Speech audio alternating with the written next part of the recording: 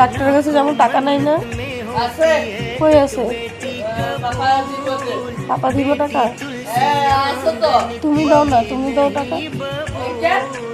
তোমার টাকা দিয়ে ডাক্তারের কাছে গেলে আমি জলদি ভালো হয়ে যাবো। উল্টা 500 টাকা তোমার দিব আমি।